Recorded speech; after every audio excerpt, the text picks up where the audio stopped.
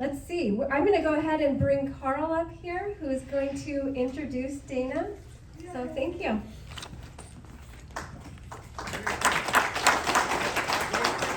Good morning. So we are privileged and lucky today to have with us Dana Gioia. Dana is a renowned poet, critic, and nonfiction writer. He has 6 poetry collections. And all published not independently, so which is quite an accomplishment. Yes. His book Interrogations at Noon won the American Book Award. One of his more recent books, 99 Poems, won the Poets Prize. And he also has been in the literary business of sorts. He was chairman of the National Endowment of the Arts from 2003 to 2009, and he was California Poet Laureate from 2015 to 2019. Now, as if that isn't enough, he is also very famous for having written an article in The Atlantic a number of years ago called "Can Poetry Matter?" No. And so he understands the dilemmas that many poets find themselves in these days. So he also has a number of books here to sell during the break or afterwards. So without further ado, I'd like to invite Dana to speak. Thank you. I try to make it a point whenever I give a poetry reading or a talk to read someone else's poems but my own. And I try to think today, what would it be interesting to read or recite? And I thought I would pick the most unfashionable poet possible, who, for that very reason, is also one of the greatest, American poets, which is Edna St. Vincent Millay. Yes. There has been no American poet who wrote better love poems than hers.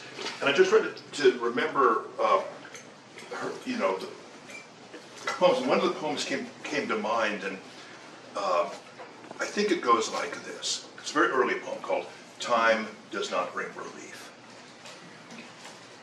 Time does not bring relief.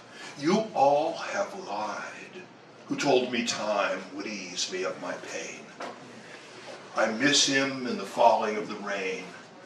I want him in the shrinking of the tide. The old snows melt on every mountainside, and last year's leaves are smoke in every lane. But last year's bitter loving must remain heaped on my heart, and my old thoughts abide. There are 100 places where I fear to go.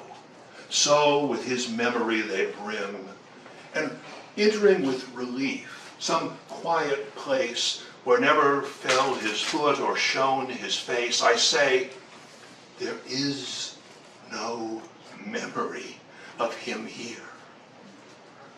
And so stand stricken, so remembering him. I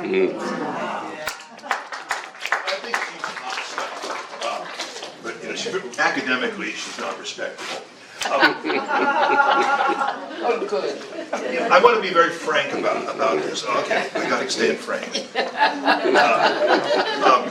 I'm a very famous person in American culture. I'm a famous poet. I'm a famous critic. I'm a person people quote, and people assume that there was some intricate and organized plan that accounts for that. I have to squeeze this way so I don't fall out of camera frame. And what I wanted to talk about today, I want to read some poems and just talk about how haphazard my life has been. We all know there's a way of becoming a poet. You major in English or creative writing, you get an MFA in creative writing, you get a fellowship, and then you spend the rest of your life teaching creative writing. That career path, there must be, I don't know, 30,000 instructors of of creative writing now, maybe more like 50,000. And I think that career path is responsible for the torpor of American poetry. And I think that, most writers happen through a combination of their ambition, which is internal and private and invisible, and just the accidents of their lives. Things happen in your life which call you to certain responses. Now, I was born in Hawthorne, California. I don't know if you know Hawthorne. It's, it's Small. Famous because Jim Thorpe died there. Beach Boys were born and raised there. And Quentin Tarantino filmed much of Pulp Fiction and Jackie Brown there. And he caught the questionable charm of the place. It's a rough working class town. My mother was Mexican, my dad was Sicilian. I was raised among immigrants. Nobody had ever gone to college. And I was a kind of dreamy kid. This sounds like it's the beginning of a gay narrative, because I was different from the other boys. But in my case, it took the form of, I would hear music, and it would just overwhelm me. I would see a reproduction of painting or something, and everybody was, they would move on. And for me, it would just strike me in my place. My mother was not a woman of much education, and indeed, both of my grandfathers had only gone to 4th grade. Never met the grandmother on the Mexican side because she died of cancer when my mother was a little girl. My Sicilian grandmother, who lived next door, was illiterate. She could not even sign her own name. So these are the people I came from, who were smart people, who were good people, but were not, by any, even the most liberal definition, educated people. My mother had gone to school in those horrifying, oppressive days when to torture children, they made them memorize poems. I can hardly believe America was once that cruel. And these poems were sort of precious to her. And my Mexican grandfather had been a cowboy, as did his father, and they had done poetry. There was a sort of a sense of poetry on my mother's side. And, we would be doing housework together at chores, and she would suddenly go, "It was many and many a year ago, in a kingdom by the sea, that a maiden there lived whom you may know by the name of Annabel Lee. And that maiden she lived with no other thought than to love and be loved by me. I was a child, and she was a child in this kingdom by the sea, and we loved with a love that was more than a love, I and my Annabel Lee." And when my mother would recite these poems, not all of them, but the ones that I liked, I would go into a state of altered consciousness. I don't mean like an acid trip or something, but I was pulled out of the mundane and rather ugly world that I lived in. And actually, my most recent book, which I don't have copies of here today, the only copies I've got is sold, called Poetry as Enchantment. I realized that what poetry is, like what song is, what most art is a form of enchantment. It tries to create a mild hypnotic state that does what hypnosis does. It increases your retention, your attention, your vulnerability, your openness.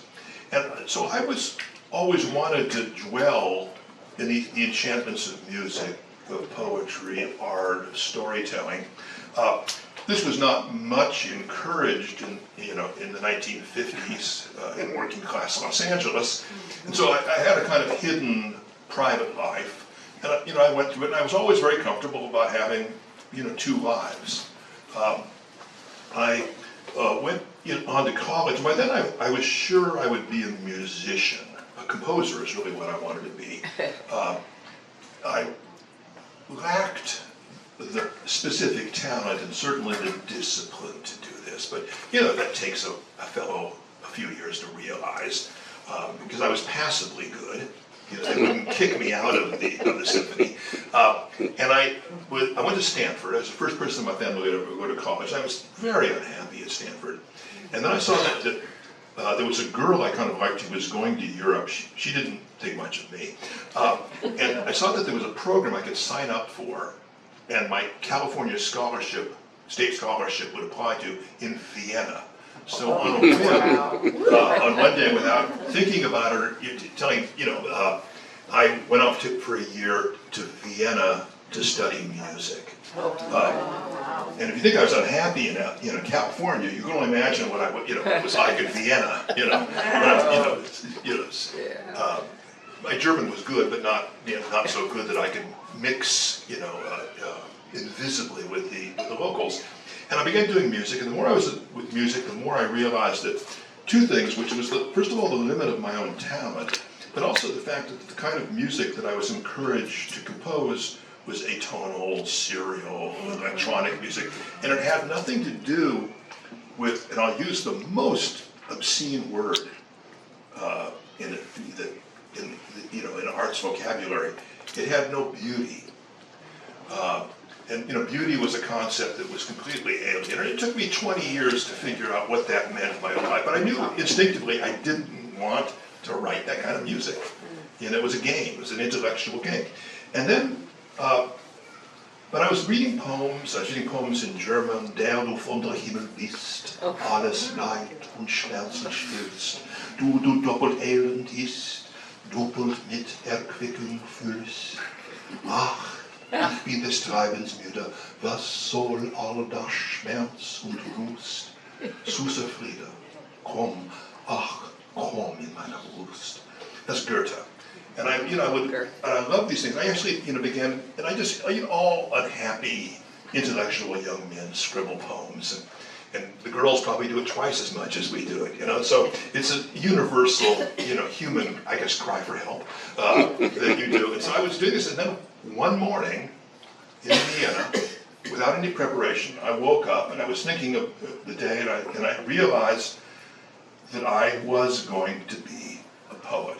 That being a poet was my life work. Now I have to tell you, this is not something that was pondered upon. It took me by surprise. And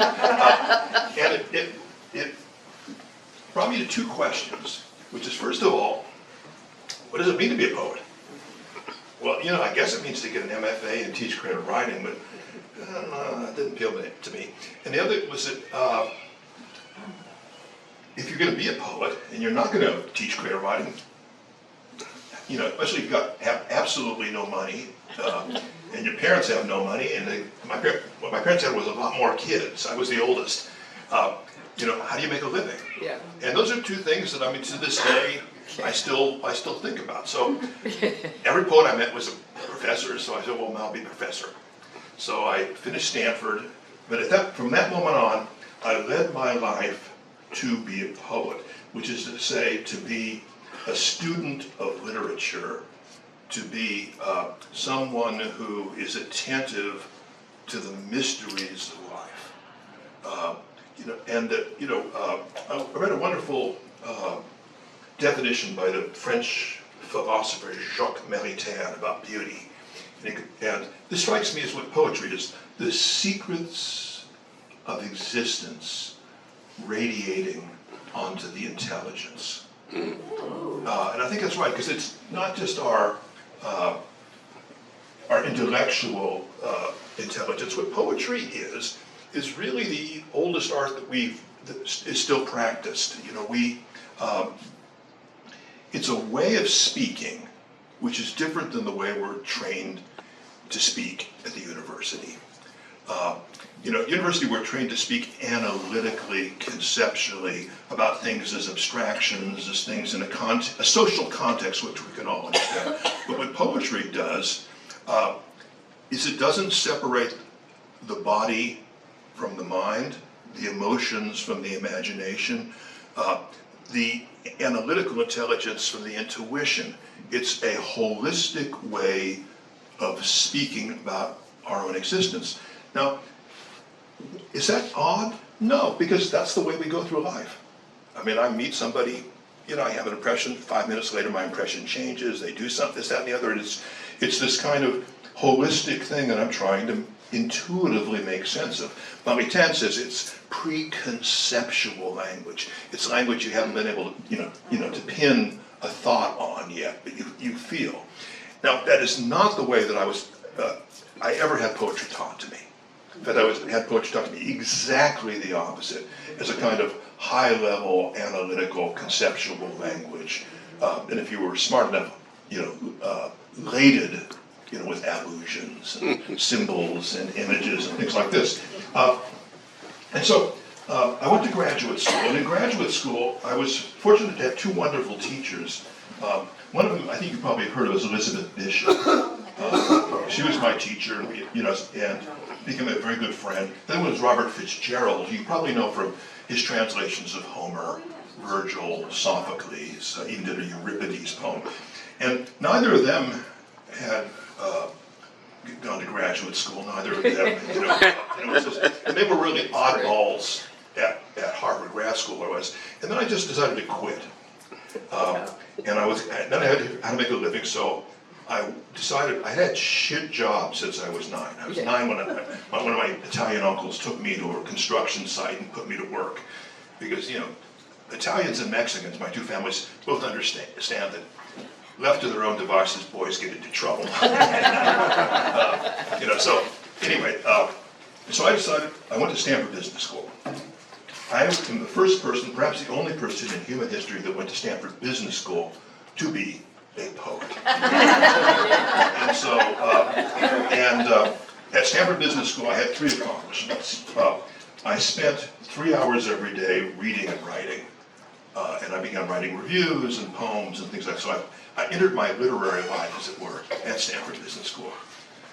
Secondly, I, believe it or not, got an MBA.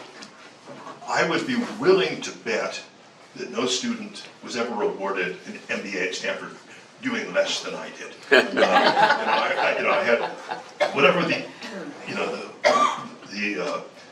micro measure just above failing was where I. And you have no idea how wonderful that is. Yeah. I had my whole life been trained to be the best student in the class, to be the A student. And then suddenly I realized how everybody else lived, and how wonderful, how much smarter they were than I had been. And then the third thing is I met my wife, or I met the woman that I would marry. I knew pretty quickly I wanted to marry her. It took her 5 years to come to the same conclusion. That's another story. And then I went and I got a business job. For the next 15 years, I wrote every night and every weekend. I worked 10 hours a day, at the office. And that would have probably continued until I retired, except that my wife and I, who delayed having children, had a beautiful boy who was born, who then died at 4 months of sudden infant death syndrome. And those of us who have lost children or have lost siblings know what that does to you. And I realized that, I would, we had 2 more kids born, and once my wife was pregnant with our younger son, who's now 32, I just told her I was going to quit. And I was going to make myself a living as a writer. Now, I was lucky because in the meantime, I had published an article called Can Poetry Matter, which made me internationally famous. Wow. Was not, about the same time I published my first book of poems. Oh, I think this just died. I think the battery is gone here. dear. No, I can fill the room up while you replace the battery. No, you batteries? So they'll have batteries at the desk. I think the battery is. Yeah, I bet that's what it is. Is it coming back on? Maybe you just hit it off. There, you just hit it off. Oh, Okay. Lucky. I must have pressed it, sorry. I quit, and, yeah, I think it's. Go ahead and keep talking and I'll just get. I have no problem filling a room of this size. In fact, if you can all hear me, we don't even need the microphone unless it's for the camera. So I quit, and without a plan, and I just trusted things would happen. And I was thinking of what I wanted to talk today about, and I thought of the things that I wanted to talk about, and I've already been talking about them, are fidelity, patience, and friendship. And I had been faithful to my calling, fidelity. I mean, I'd always said that I was a poet, everything else was just a job. And even though I had an extremely high-powered job, it was just a job. And the moment I left it, I regretted not getting the paycheck every month, but I didn't regret anything else. And I liked the people, I'd done good work, et cetera, et cetera. And then I just put myself out in the world, and bit by bit things came. And after about a year and a half, we were doing really very well again. I was working for the BBC as their American correspondent. I began doing textbooks. I began, continued writing poems. I began coming to working with musicians, which has become a big thing in my life. And so I then found myself, and it's continued on there, and I ended up really quite by accident not wanting the job as chairman of the NEA. I turned down the chance to be nominated and everything twice. A whole other story about that, which I won't bore you. But when I was in Washington, I was able to do a lot of good things. One of which you probably have some familiarity with, Poetry Out Loud. Oh, yeah. I created Poetry Out Loud at the NEA so that we could have a national high school arts program. And I'm happy to say that next month I will go to Washington and celebrate the 20th anniversary of Poetry Out Loud. So, we'll have to figure out how to continue it if bad things happen in Washington. But that's okay. We will. Yes. Because I have fidelity, I have faith, and I also have friendship.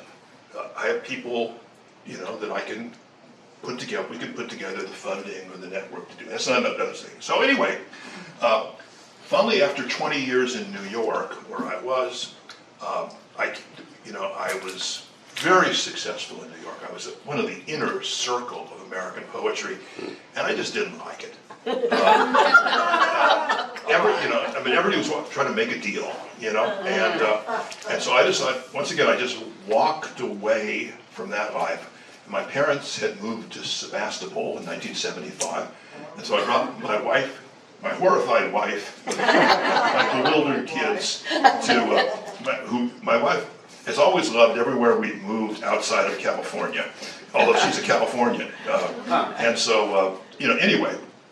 And I moved to where I still live, on top of a hill on Fott Road.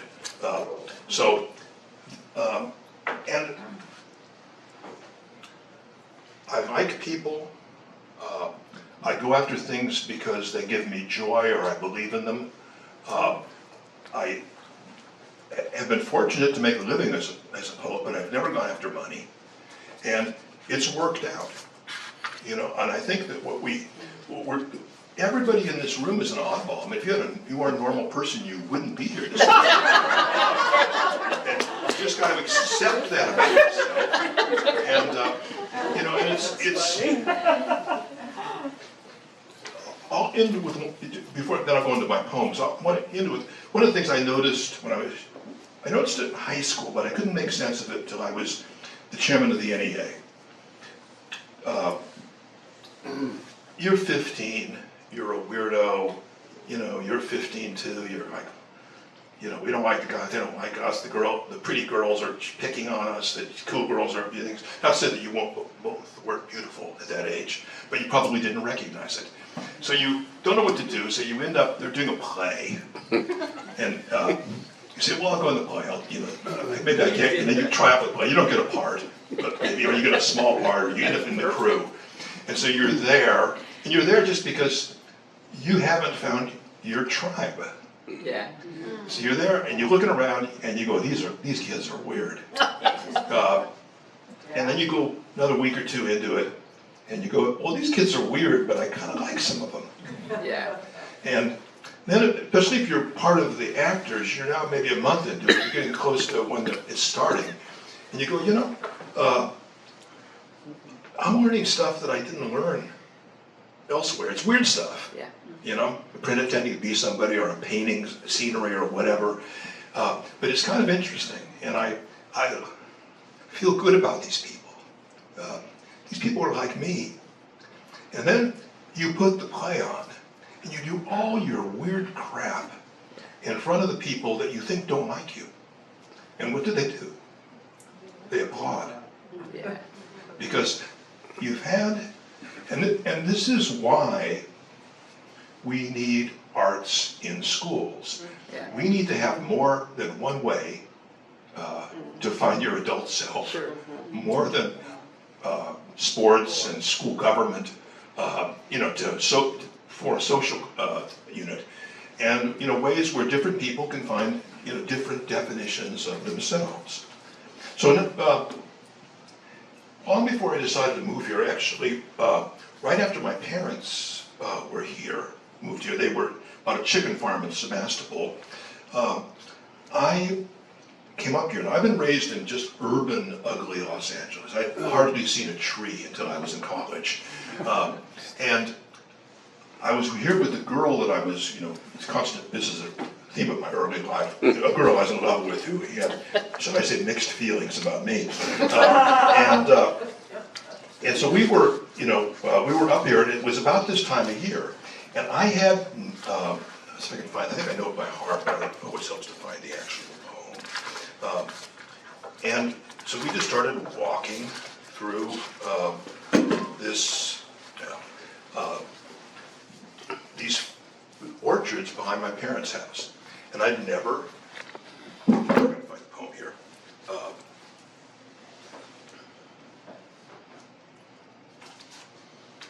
In order to find the poem, I need to have my glasses. Makes it easier.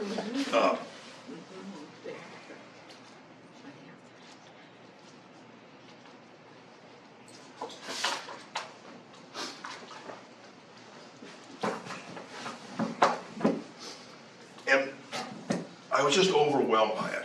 And that night, I went back in my notebook, I wrote about 2 or 3 lines, and then I couldn't figure out where they went. So they stayed in my notebook. So for about every couple of years, I would come across them, and I'd say, well, there's a real poem there. And I'd try to write it, and it just wouldn't do. And then about 30 years afterwards, I think I had moved back here. I looked at it, and I knew exactly where it would go. So there'll be a 30-year plus year gap between the first 2 lines and the rest. But ironically, those 30 years made the first 2 lines truer than they would have been. It's called The Apple Orchard. You won't remember it. The apple orchard we wandered through one April afternoon, climbing the hill beside the Indian farm. A city boy, I'd never seen a grove burst in full flower or breathe the bitter-sweet perfume of blossoms mingled with the dust. A quarter mile of trees and fragrant rose arching above us, we walked the aisle, alone in spring's ephemeral cathedral. We had the luck, if you can call it that, of having been in love, but never lovers. The bright flame burning, fed by pure desire, nothing consumed, such secrets brought to light.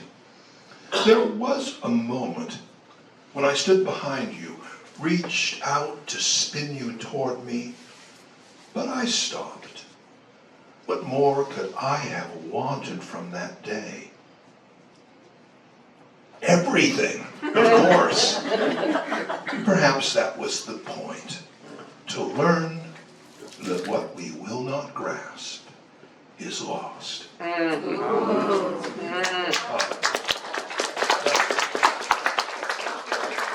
Go back to what did I say? My themes were fidelity, patience, and friendship. And so, it took 35 years to write. This is the only poem of mine that's been made into a cartoon. It's been made a beautiful setting that somebody wanted to do an animated version of the cartoon. So if you look up the apple orchard, I think you have to do the composer's name. It's on YouTube. You can see this British cartoon, or British animated film, I guess. So, so I got my, my element of chance in my poems. Now, for years, because if you know anything about me as a poet, you know that I am notorious for having done an unforgivable thing, revived meter, revived rhyme, and revived sort of non-autobiographical storytelling, sort of narrative poetry. And I was often attacked for my sonnets. Now the interesting thing was I never published a sonnet.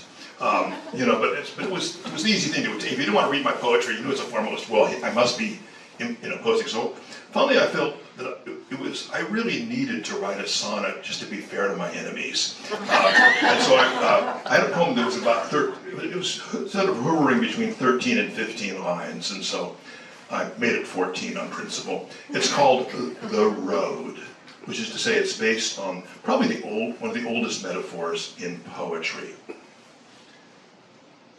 He sometimes felt that he had missed his life by being far too busy looking for it. Searching the distance, he often turned to find that he had passed some milestone unawares. And other people were walking next to him. First friends, then lovers, now children and a wife. They were good company, generous, kind, but equally bewildered to be there. He noticed then that no one chose the way. All seemed to drift by some collective will. The path grew easier with each passing day because it was worn and mostly sloped downhill. The road ahead seemed hazy in the gloom. Where was it he had meant to go? And with whom? Interesting is that I spend a lot of my time really working with composers because they see my poetry, they want to set it to music, or they want to write songs. And so there's a jazz pianist you may have heard. She's performed twice at the Healdsburg Jazz Festival, Helen Sung. And Helen wanted to do a vocal album, and she asked me to write, if I wanted to write some lyrics, and I said, well, it sounds like a good, and then she got a grant to do a jazz song cycle. And I said, well, what is a jazz song cycle? So we had to figure that out. So this was the first lyric that I wrote for her. It's a very LA poem, because LA is where the beautiful people go. And if you're beautiful enough, you can just make your living off being beautiful. Respectively or not. And beautiful people have a kind of power. There was a term that's come into play actually after I wrote the poem called pretty privilege. And it's a terrible moment when someone loses that. And so this is a poem about beauty and what happens to it.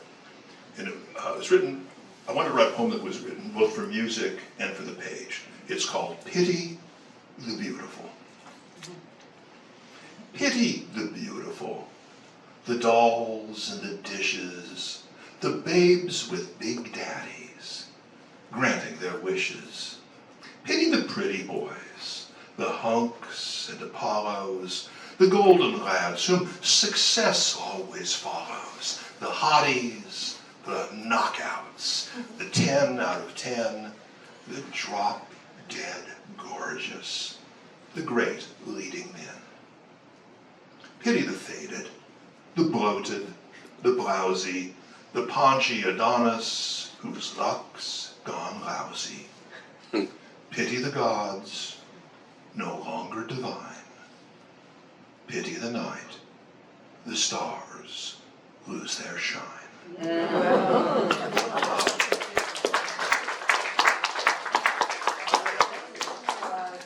Once again, it's the haphazard nature of reality.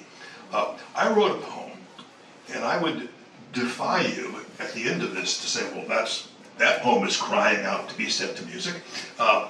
Although it immediately was, but more interestingly, I'll read it to you, and I want to tell you a story about something that happened. It's called Finding a Box of family letters. You know, I never read this to college kids because they haven't gone through the experience, but you know, when you lose your parents, you know, you go through their stuff, and it's hard to be objective about it. Finding a box of family letters. The dead say little in their letters they haven't said before. We find no secrets, and yet how different every sentence sounds heard across the years. My father breaks my heart simply by being so young and handsome. He's half my age with jet black hair.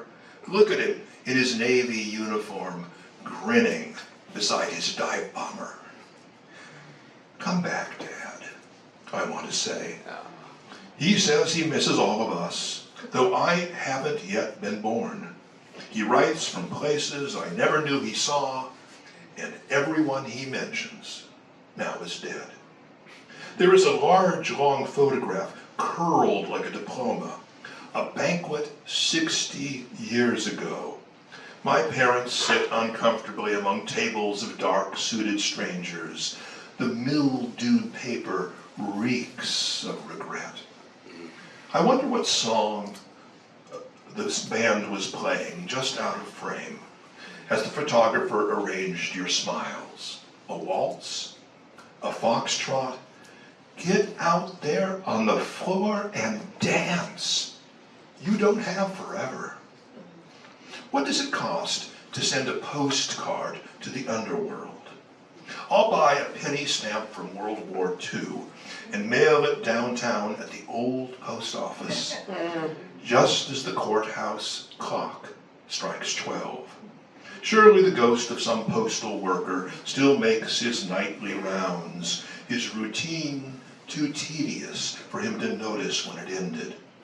He works so slowly, he moves back in time, carrying our dead letters to their lost addresses. It's silly to get sentimental. The dead have moved on, and so should we. But isn't it equally simple-minded to miss the special expertise of the departed in qualifying our long-term plans? They never let us forget the line between them and us is only temporary. Get out there and dance, the letters shout, adding, love always, can't wait to get home. And soon we will be. See you there.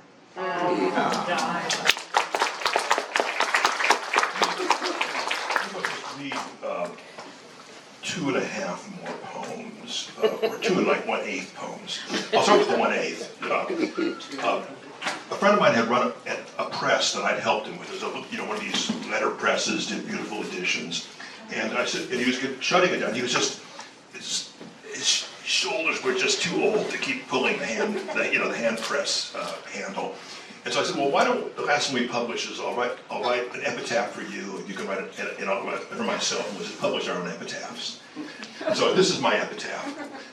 It's only 2 lines long. Here lies D.G., a poet. Who can say? He didn't even have an MFA.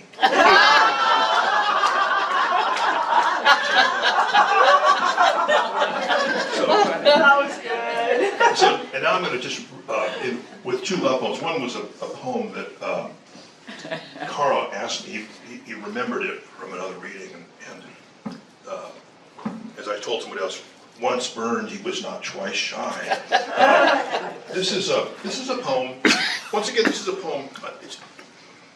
I wrote this, and I liked it, but the ending seemed to need an ending. I gave it an ending. The ending was very good, but it was the wrong ending for the poem. So I just took it off, and I just waited a couple of years, and then the right ending came. It's called Summer Storm. It takes place at a wedding. Where you rent a facility. So I talk about a rented patio. That's what I'm talking about.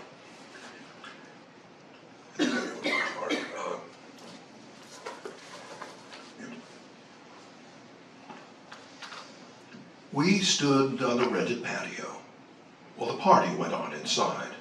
You knew the groom from college. I was a friend of the bride. We hugged the brownstone wall behind us to keep our dress clothes dry and watched the sudden summer storm floodlit against the sky. The rain was like a waterfall of brilliant beaded light,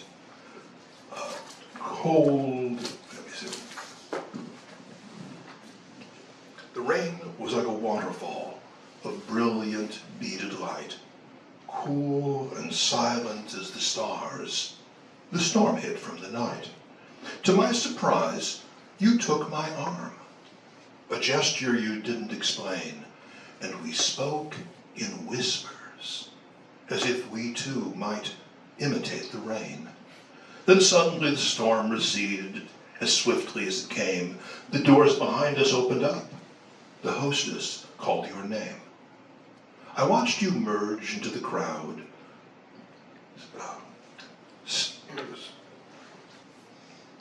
aloof and yet polite. We didn't speak another word, except to say good night. Why does that evening's memory return with this night's storm? A party 30 years ago. Its disappointments warm. There are so many might have beens, what ifs that won't stay buried. Other cities, other jobs, strangers we might have married. And memory insists on pining for places it never went, as if life might be happier just by being different.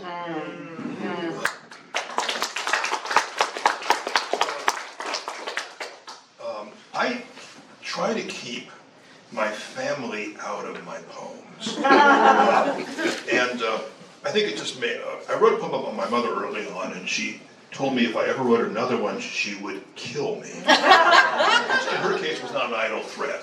So when I brought my selected poems out, I really felt that I should write a poem for my wife. And so I ended the book with this poem. And it's, I should explain it in this, and I think you all know this, but it's always worth reminding. You know, when you make a life with someone, you're deeply in love with someone, the two of you create a private language. And it is the most intimate form of communication you'll ever have with another person.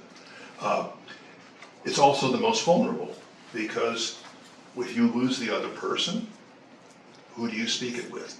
And it reminded me of these California Indian tribes where there's only one or two speakers left. And when that person dies, the songs go, the dances go, the language is dead.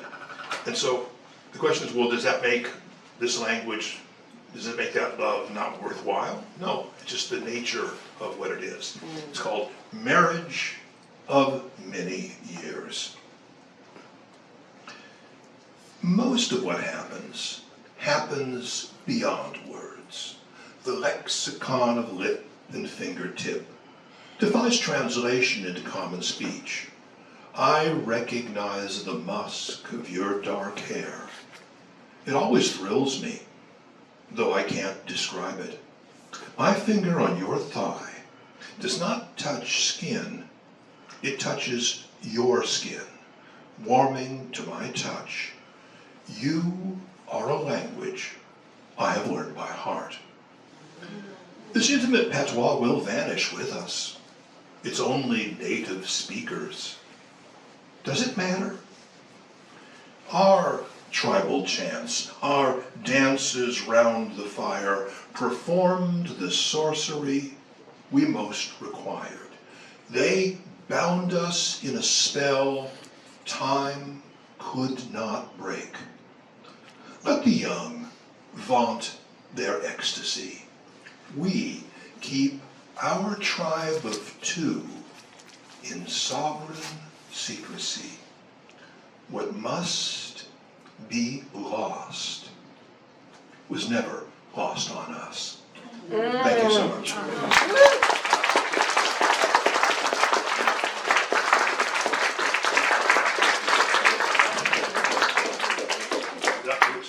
questions? Questions? Yeah, that way. Mhm. If you have any, yes. Talk to us about being a poet laureate for California. What was the most interesting thing about your position? Well, the completely haphazard manner in which it was conducted. You know, they put these things out, so, you know, apply to be poet laureate. And I said, you know, I'm just, you know, I write very honest reviews. I'm kind of outside the poetry game. I said, I'm not going to bother to apply because they'll never give it to me. So a college girl wrote me and said that she wanted to nominate me, but I had to grant her permission to do it. And I said, you really shouldn't. It's a waste of time. She said, I want to do it. And so I said, fine, you can do it. And then a teacher, a junior college teacher, nominated me too. And so didn't hear anything, no surprise. About 7 months later, I get an email from the Capitol, you know, from this young woman who says that they want me to come and interview. And so, you know, so I said, oh, are you have a short list? They said, no, we want to interview everyone.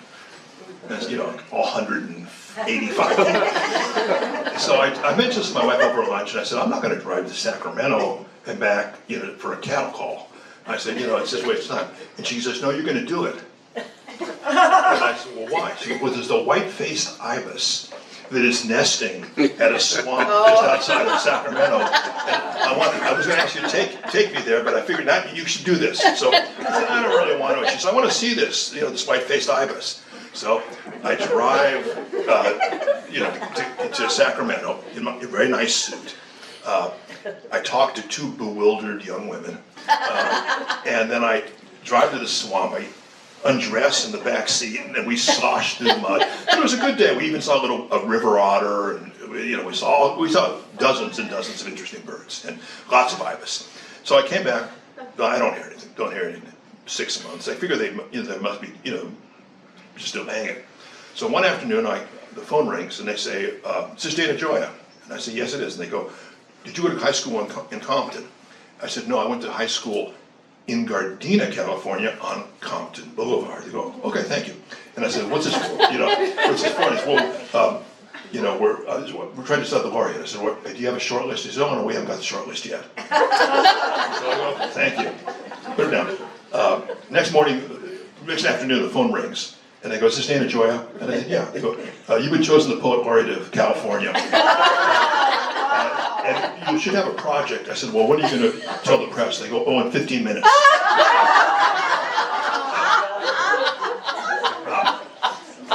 So that's the process. You know? And I think, you know, I think Jerry Brown was impressed with what I did in Washington. And I'm not sure, and it was probably somebody at the committee who liked my poetry. Now, they asked me what my goal was, and I knew I didn't need more than 50 minutes. I knew what it would be. And it came out of the NEA. When I went to the NEA, I realized that there was about 7 or 8 areas that got all the federal money, and the rest of the country got nothing. They were, you know, and I asked the staff. They said, "Well, there's nothing in Savannah, Georgia, worth, you know, supporting." And I go, "Savannah, Georgia, nothing in this worth, you know." And I just said, "No, we're gonna have at least one grant in every congressional district." Now people say, "Well, choice of political has nothing to do with political. It's about democracy. If you've got 750,000 people, you have artists that are doing something interesting. You know, just because you can't find them doesn't mean they don't exist."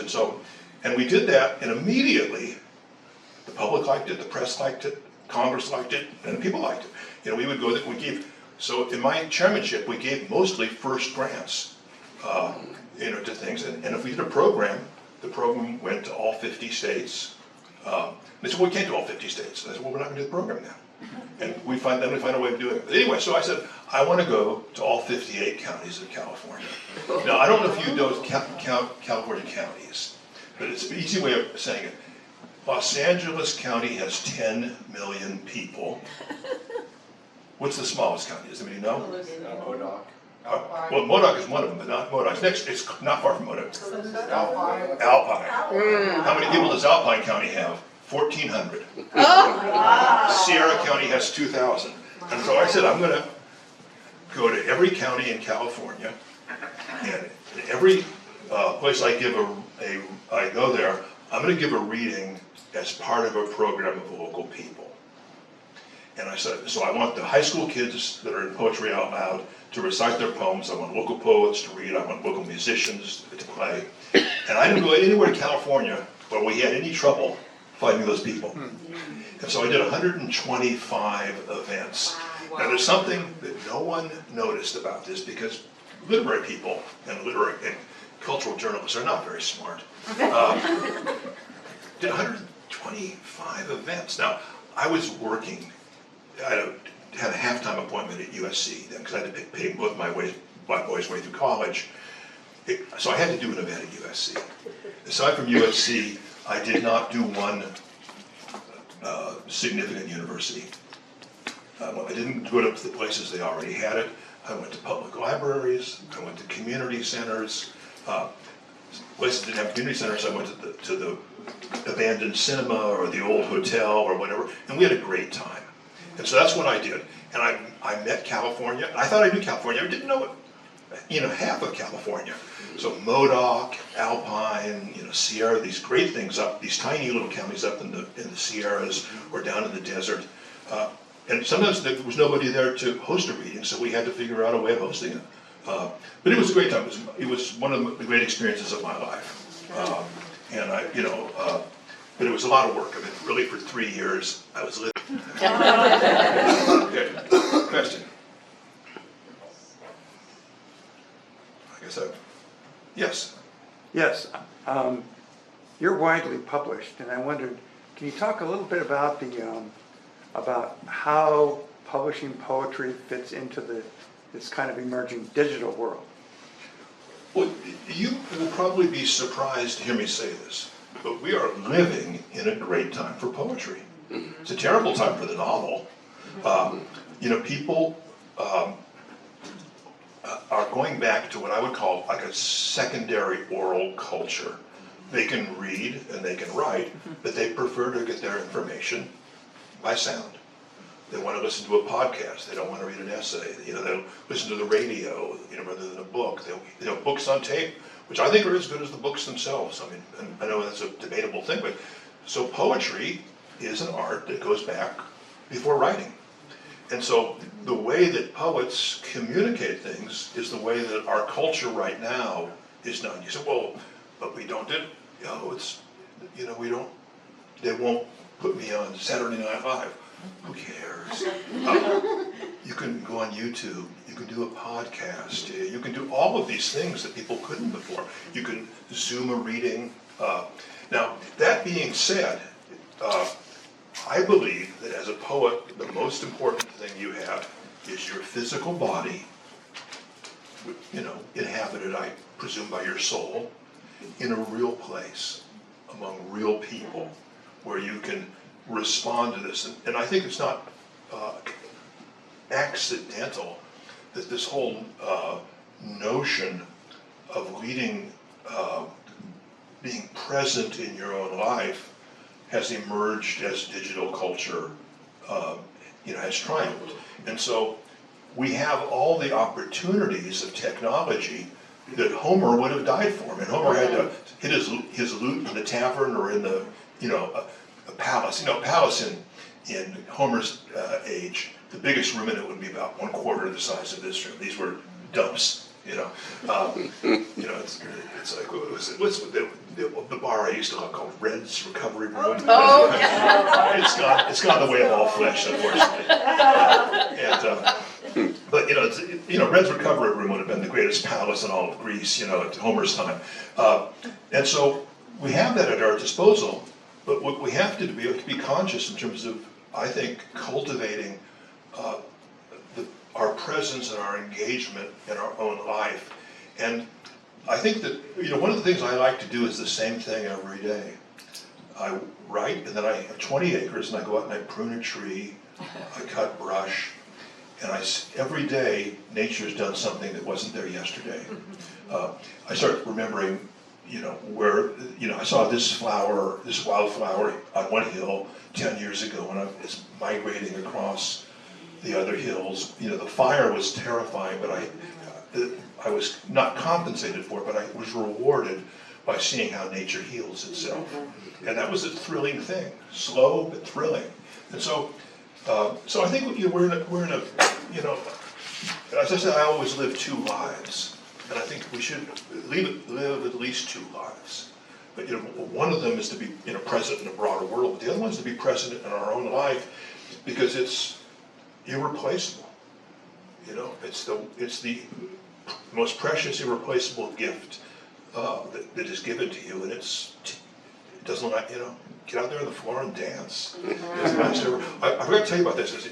Years later, I get an email and saying that this guy named Paul Kelly has turned that poem into a song. He's written his own lyrics around it, but he's taken these things. And would I give permission? And I said, well, I guess let me think about it. So I wrote a friend of mine. I said, you know who Paul Kelly is? And he goes, he's the Bob Dylan of Australia. So I said, yeah, I'll bet you do. And it's this terrific song. And it's about his family in Australia. He's even done he's done YouTubes, but one straight music, the other one with his family pictures. And what I like about it, I was talking, what I like about it, I was talking to Carl about this, which is that the most important thing I learned as a poet, and I learned this relatively, I'd say midway through my career, is not to tell the reader everything. Leave things out of your poem that the reader has to supply from his or her own life so that they can make it their own. And then I began to realize that poetry is an art. The reason poems are harder to read is that you have to put more of yourself into them. And so you have to do this. The typical poem nowadays is, I was in Pittsburgh and it was raining and I missed Trudy and I was reading Garcia Lorca and I felt bad for myself and they tell you every possible thing. And then once that's over, they tell you how to interpret it. Sometimes those poems are interesting, but I don't think that's what poetry is. Poetry is an art of enchantment. I'm creating a story, a tune, which invites you to complete it, to sing in harmony or to sing in counterpoint with it. And there's if I could read one more poem, I want to tell you an odd story. I was invited to I never go to my Stanford reunions. I just, the people that I like don't show up or they've died. But actually it's the girl that's in the apple orchard called me up and she wanted me to come there. She's married to I don't know what she sees in the guy. He's rich, handsome, and nice. And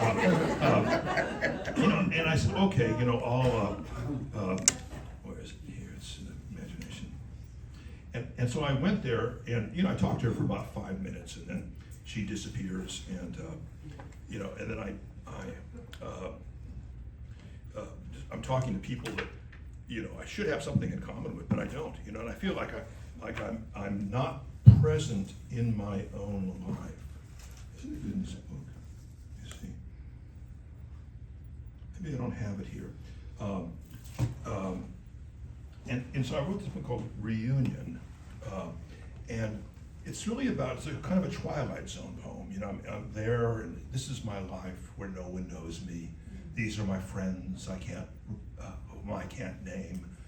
Here's the field where no one shows me. The face is different, the voice is the same. Who is the stranger who rises to greet me? What is the joke that makes him smile as he brings forward his children to meet me? And so I'm going, and I'm talking about this and this thing, and it's a nice poem. It's a nice kind of mysterious poem. And then I'm at a reading years later, and this other woman I know from Stanford, beautiful woman from Hawaii whom I knew there. She comes up to me and she has my poem framed. Oh. And I go, wow, that's incredible. Compliment. Then, and she's talking about how much she likes this poem. Oh, here it is, 163. Let me read it to you. It's not that long, then I'll shut up. Because I want you to have it fresh where you know. So for me, what's it about? It's about me being a bitchy guy who goes to his reunion and doesn't like anybody and feels sorry for himself and feels this second-rate alienation, which I hope I turn to first-rate alienation in the course of the poem. But reunion. This is my past where no one knows me. These are my friends whom I can't name. Here in a field where no one chose me. The face is older, the voice is the same. Why does this stranger rise to greet me? What is the joke that makes him smile as he calls the children together to meet me, bringing them forward in single file? I nod, pretending to recognize them, not knowing exactly what I should say. Why does my presence seem to surprise them? Who is the woman who turns away? Is this my home or an illusion? The bread on the table smells achingly real. Must I at last solve my confusion? Or is confusion all I can feel? So anyway, so you're feeling very good. And then she turns good. He's given up on me. All the rest of humanity has come to that same conclusion. And so she turns it over, and there's a picture of an older man. She goes, "This is my father. He has Alzheimer's." And this poem explained to me how he must experience his life. And everything in my poem makes sense that way. And I said to myself, I think I like her interpretation better than my own. But I think that's what a poem should do. Somebody should be able to bring the needs of their own life and have the poem make sense with that. Let me do one more question and then I'll call it quits. Do we have anybody else that has? I have an odd question. In the poem Summer Storm, I was following your imagery very carefully. And it got to one place where I couldn't flush out the imagery. Okay. And so it was incomplete or disturbed me.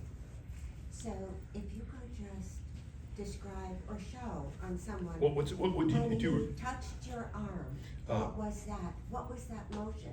She goes, I'll read you the lines. I mean, it's, if I were paraphrasing it in the prose, would mean that she came onto you. People, when a woman touches your arm, it's saying, well, say something, you idiot. And to my surprise, she took my arm, and then I said, a gesture, that we didn't explain. So we have this connection, but neither of us are saying anything about it. And then she goes back into the business of it. So it's the inkling of a romance, of a relationship that never went anywhere. And yet, for whatever reason, 30 years later, and this poem is not literally true. It's like two different events that happened to me that I put together and I made into a story. But it's about these things that, there are so many might have beens, what ifs that won't stay buried, other cities, other jobs, strangers we might have married. And it's about that, and I think almost everybody has these, and it's not bad. I mean, every one of us could have had 100 different lives if we had done something different. We'd gone to school there, if we joined the Navy, if we moved to the job in Seattle, if we married somebody else. And so you have all these alternate lives, and you begin to imagine, and it's very unhealthy if you spend more time in your imagined lives than the one you have. But I think, and it's a way of, I mean, for me, I had to get out of where I was from because nobody was going anywhere there, So I have very few regrets about that. Although I do regret, having lost contact with a lot of people because of that. I moved around a lot in my life. But I think, have I answered your question or just mystified you more? Apparently I was not following part part of the poem because for some reason I thought there were two men standing on the ground. They could be two men, I have a composer, Lori Laitman, every poem of mine she does, she's, a woman, she's straight, but she wants to turn it into a gay drama. And my poems allow that, because I allow you to put whoever you want to in that thing,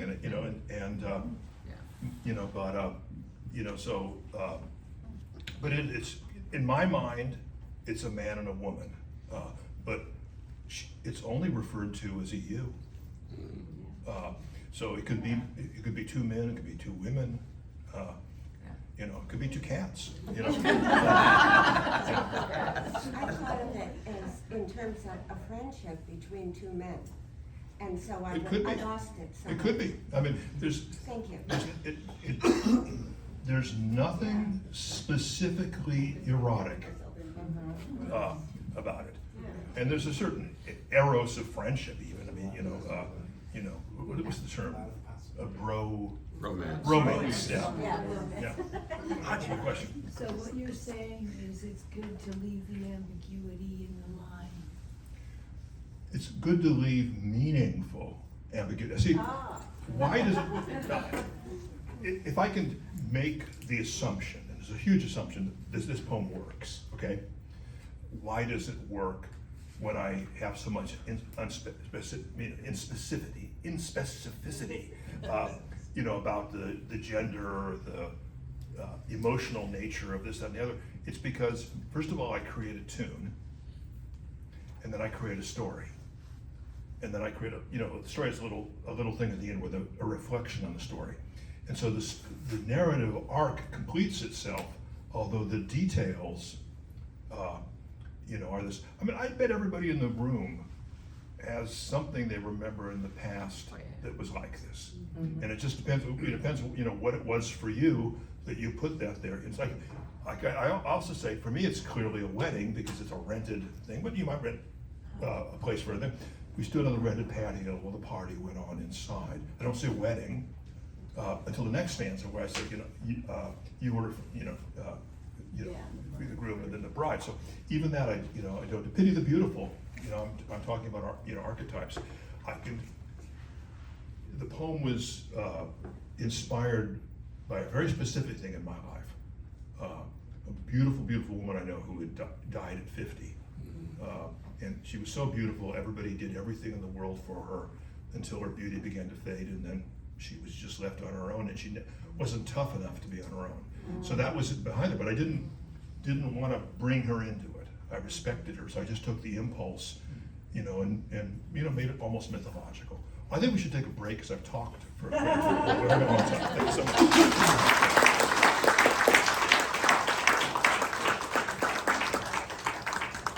Wow. Oh my gosh. One of the things, I'm sorry, I'm a loudspeaker, that was so impactful to me and such a reminder is that writing is such a conversation with your reader. So you can tell, like, some of the things that he wrote, that there's all these different interpretations where he may have one meaning, but the reader is reading something else. So like the poem where you're talking about a reunion and someone saw their father in that is just like, oh, that's a gut wrench right there. That's really amazing. And that's the power that we have as writers as well, that when you're writing, you're not just writing for yourself, you're writing for the person that's reading your writing. We're so grateful to have you here. We have a couple of gifts for you. Yeah, thank you. Do you want the wine too? Or Absolutely. No. Bring me the corkscrew. We have the California Writers Club has created Vision in Verse, which is pictures that It's an ekphrastic poetry book. Ekphrastic poetry. And also the smalls are very short poems and short prose that. So how many of you are in? Oh, they're in. People are in. So Yeah. all you are You'll good. be reading us for sure. Yeah, so- We're the most prevalent in all the books. Well, you should come up In and the club. sign your poem. So So when we go to the break, if you want to, come over here and sign. You can your even draw a poem. little self-portrait that way. And the other thing that we'd be honored to offer you, if you'll accept, is an honorary membership to Redwood Writers and Well, the thank you. California Very Writers nice. Club. Thank you so much. So we'll be in contact with you about that. We are going to be going to break. Please don't leave. We have so much exciting stuff to happen after the break. During break, get something to eat. Go look at the books. Come up here. Dana Gioia has some books that are for sale. They're $15 each. Are you just doing cash sales today? Cash or check. Cash or check sales. Please come up. Sell him out. Like, these are amazing books. I have a couple of these already, and it's one of the things that I read for inspiration. So please come and get one of these. We're going to come back together at 12:45, and we have awards to announce. We have some events to announce. We have a lot of exciting stuff, so please do not go away. Come back at 12:45. Go enjoy yourselves. And parting gifts. Okay. Oh, and there are raffle gifts. Yes. You want to have some